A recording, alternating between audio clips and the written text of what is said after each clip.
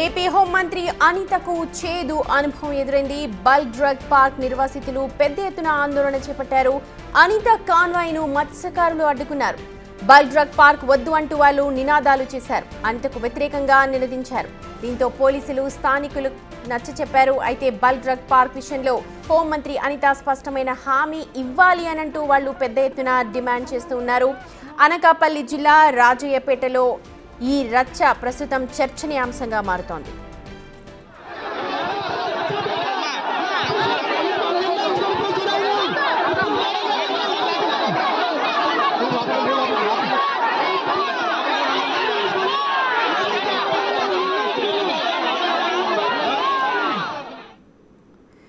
మత్స్యకారులందరూ కూడా ఆందోళన బాట పట్టారు. తమకు న్యాయం చేయాలి అనంటూ వాళ్ళంతా రోడ్డుపై బైఠాయించారు. ప్రస్తుతం అనకాపల్లి జిల్లా రాజయ్యపేటలో ఈ ఉద్రిక్త పరిస్థితులు కొనసాగుతున్నాయి. మా ప్రతినిధి రాజు ఉన్నారు లేటెస్ట్ గా మనకు ఇన్ఫర్మేషన్ ఇవ్వడానికి.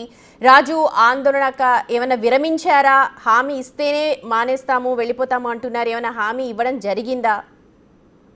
గత 16 రోజులుగా అటు పాయకరావుపేట నియోజకవర్గం, హోంమంత్రి సొంత నియోజకవర్గం నక్కపల్లి మండలం రాజుపేటలో మత్స్యకారులు ఆందోళన చేస్తున్నారు. 16 రోజుల నుంచి కూడా బల్క్ డ్రగ్ పార్క్ కు సంబంధించి తమ గ్రామాల్లో ఎవరు ఈ పార్క్ కి సంబంధించి ఏమీ ఏర్పాటు చేయొద్దంటూ, ఎందుకంటే పొల్యూషన్ పెరిగిపోతుంది, మేము స్థలాలు పొలాలు ఇచ్చే ప్రసక్తి లేదు, ఇక్కడి నుంచి మేము బయటికి వెళ్లే ప్రసక్తి లేదంటూ ఆందోళన అయితే చేస్తున్నారు. రాజుపేటతో పాటుగా మొత్తం 5 గ్రామాలకు సంబంధించినటువంటి ప్రజలందరూ కూడా దీంట్లో పాల్గొంటున్నటువంటిది అయితే ఉంది. దశల వారీగా చేస్తున్నటువంటి ఈ ఆందోళనకు సంబంధించి ఇప్పటికే ఆ పోలీసులు ఎక్కడికక్కడ అడ్డుకుంటున్నారు. అయితే ఇప్పటి వరకు అసెంబ్లీ సెషన్స్ లో ఉన్నటువంటి రాష్ట్ర హోంమంత్రి వంగలపూడి అనిత ఈ రోజు మత్స్యకార గ్రామానికి, ముఖ్యంగా రాజయ్యపేటకి వెళ్ళినటువంటి పరిస్థితి అయితే ఉంది. హోంమంత్రి కూడా బహుశా ఊహించకపోయి ఉండొచ్చు. సొంత నియోజకవర్గం కాబట్టి హోంమంత్రి హోదాలో వెళ్తే ఖచ్చితంగా మత్స్యకారులందరూ తమ మాట వినే అవకాశం ఉంటుందని భావించవచ్చు. అలా అనుకునే పోలీసులు సమక్షంలోనే హోంమంత్రి అనిత మత్స్యకారులను కలవడానికి ఆందోళన చేస్తున్నటువంటి ప్లేస్కి వెళ్ళింది. ఒక్కసారిగా మొత్తం మత్స్యకారులందరూ కూడా హోంమంత్రి అనిత ఆ కారుని చుట్టుముట్టేసినటువంటి పరిస్థితి అయితే కనబడుతుంది. అది మొత్తం మత్స్యకారులందరూ పక్క నుంచి కర్రలతోనూ, అదే విధంగా కారుకి అడ్డంగా ఉండి కారును చుట్టుముట్టేసి ఒక్క అంగుళం కూడా కదలనివ్వకుండా ఉన్నటువంటి నేపథ్యంలో ఒకనొక సమయంలో చూస్తే రాష్ట్ర హోంమంత్రికి ఏం మాట్లాడాలో తెలియక ఒళ్ళంతా చెమటలు పట్టేసినటువంటి పరిస్థితి ఉంది. అక్కడ ఏం జరుగుతుందో తెలియదు. మత్స్యకారులు ఒక్కటే హామీ అడుగుతారు, ఇక్కడ బల్క్ డ్రగ్ పార్క్ నిర్మాణం అనే దాన్ని చేపట్టమని హామీ ఇస్తే తప్ప ఇక్కడ నుంచి కదిలే ప్రసక్తే లేదు, మిమ్మల్ని ముందుకు కూడా వెళ్ళలేము, అదే విధంగా తిరిగి వెనక్కి కూడా వెళ్ళలేమని భీష్మించి కూర్చున్నటువంటి పరిస్థితి ఉంది. అయితే ఒక పక్క నుంచి పోలీసులు నచ్చ చెప్పే ప్రయత్నం కూడా చేస్తున్నారు. మనం విజువల్లో కూడా ఒకసారి గమనించి చూస్తే ప్రతి ఒక్కరి చేతుల్లోనూ కర్రలు ఉన్నాయి. అదే విధంగా ఆందోళన చేస్తున్నటువంటి హోంమంత్రిని ముందుకెళ్ళనివ్వట్లేదు. పోలీసులు వాళ్ళని అడ్డుకుని అక్కడి నుంచి పక్కకి తప్పించే ప్రయత్నం చేస్తున్న పోలీసులు మాట కూడా ఇంట్లో పోలీసులు ఎంత చెప్పినా కూడా మాకు స్పష్టమైనటువంటి హామీ ఇవ్వాలి అని మత్స్యకారులు అయితే హోంమంత్రిని డిమాండ్ చేసినటువంటి పరిస్థితి అయితే కనిపిస్తుంది. దీంతో ఇంకా దిక్కు తోచినటువంటి పరిస్థితుల్లో రాష్ట్ర హోంమంత్రి బల్క్ డ్రగ్ పార్కు నిర్మాణానికి సంబంధించి ప్రస్తుతానికి అక్కడి నుంచి వెనక్కి వెళ్ళడానికి ఒక 10 మంది సభ్యులతో ఒక కమిటీ ఏర్పాటు చేసుకోండి, ఆ కమిటీ ఏర్పాటు చేస్తే నేను ముఖ్యమంత్రి చంద్రబాబు, డిప్యూటీ సీఎం అటు పవన్ కళ్యాణ్ దగ్గరికి తీసుకుని వెళ్తాను, వాళ్లతో మాట్లాడి ఈ సమస్యను పరిష్కరించే దిశగా నేను చర్యలు చేపడతామని చెప్పారు. అయితే కమిటీల గురించి ప్రస్తావించినటువంటినే కొంత నెమ్మదించినటువంటి వాళ్ళు మాత్రం హోంమంత్రిని ముందుకు కదలనివ్వకుండా నిలుపుదల చేసినటువంటి పరిస్థితి ఉంది.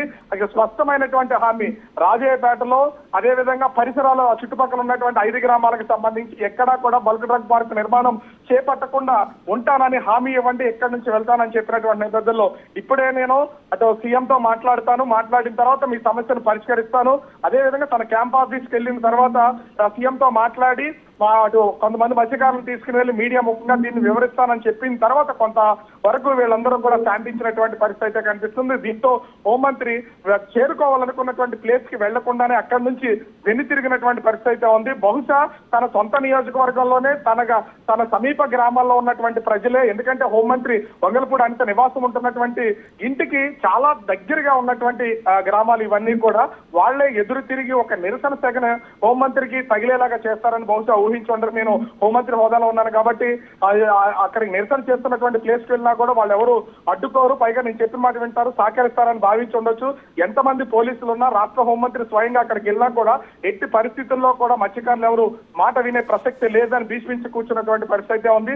బహుశా అంతమంది పోలీసులు ఉన్నా కూడా కంట్రోల్ చేసే పరిస్థితి అయితే లేదు. ప్రతిరోజు దశల వారీగా 1000 మందికి పైనే అక్కడ ఆందోళన కొనసాగిస్తున్నటువంటి పరిస్థితి ఉంది. 5 గ్రామాలకు సంబంధించినటువంటి ప్రజలందరూ కూడా మూకుమ్మడిగా వచ్చినటువంటి నేపథ్యంలో హోంమంత్రి కాన్వాయ్ గానీ హోంమంత్రి వెళ్తున్నటువంటి కారు గానీ ఒక్క ఇంచు కూడా కదలకుండా నిలుపుదల చేసినటువంటి పరిస్థితి ఉంది. మరికొద్ది సేపట్లో మీడియాతో మాట్లాడే అవకాశం అయితే ఉంది. మీడియాతో మాట్లాడిన తర్వాత మరి ఏ విధమైనటువంటి హామీ ఇస్తారు, ఈ బల్క్ డ్రగ్ పార్క్ కు సంబంధించి రాజేపేటతో పాటు చుట్టుపక్కల ఉన్నటువంటి 5 గ్రామాలకు సంబంధించి ఇప్పుడు ఆందోళన అయితే కొనసాగిస్తున్నారు. కాకపోతే ఇప్పటికే సమీప గ్రామాలు కొంతమంది ఆ భూములు ఇవ్వడానికి అయితే అంగీకరించినటువంటి పరిస్థితి ఉంది. మరి ఈ ఆందోళన ఉధృతంగా చేస్తున్నటువంటి నేపథ్యంలో వీళ్ళు ఈ భూముల్ని అంటే తీసుకోకుండా ఉండేలాగా అటు సీఎం తోనూ అదేవిధంగా ఇండస్ట్రియల్ మినిస్టర్ తోనూ ఏమైనా చర్చలు జరుపుతారా, ఏపీఐసి అక్వైర్ చేస్తున్నటువంటి భూముల విషయంలో కూడా ఏదైనా నిర్ణయం తీసుకుని వెనక్కి తగ్గుతారా అనేది మాత్రం వేచి చూడాల్సినటువంటి పరిస్థితి ఉంది. కాకపోతే హోంమంత్రికి ఊహించిన విధంగా షాక్ తగిలితే ఆ షాక్ నుంచి ప్రస్తుతం అక్కడి నుంచి వెనక్కి తన క్యాంప్ ఆఫీస్కి వెళ్ళినటువంటి పరిస్థితి కనిపిస్తుంది. రైట్ రాజు, మొత్తానికి హోంమంత్రి వంగలపూడి అనితకు బిగ్ షాక్ అని చెప్పాలి. సొంత గ్రామస్తులే ఆవిడకి ఎదురు తిరిగారు. బల్క్ డ్రగ్ కంపెనీ ఇక్కడ ఏర్పాటు చేయొద్దు అని అంటూ వాళ్ళంతా కూడా రోడ్డు మీదకి వచ్చి నిలదించారు. ఒకానొక దశలో ఆవిడని చుట్టుముట్టారని చెప్పాలి. మరి కాసేపట్లోనే మీడియా సమావేశాన్ని ఏర్పాటు చేసి అసలు కార్యాచరణ ఏముండబోతోందో మనకు తెలియజేసే అవకాశం కనిపిస్తోంది.